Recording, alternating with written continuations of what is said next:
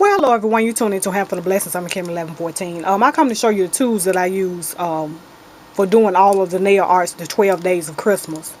First off, the paint brushes that I use. First off, I hand painted all of it. So the paintbrushes that I use, these are the paint brushes. And I ordered this one. I got up from Walmart. It came in a set, and the rest of them came off eBay.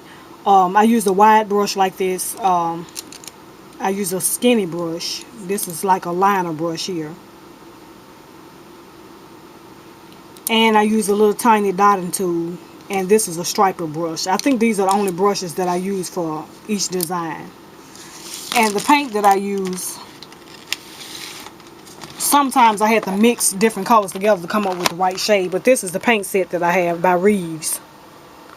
And it's, I'm not sure how many, 24. It's 24 colors in here, as you can see. And this is acrylic water paint. This is what the box looks like. And I ordered this off eBay as well, but Walmart has a set too. It's not by Reeves, but it's a 24 acrylic paint set also. So those are the tools that I use to create all of the nail designs, the 12 days of Christmas.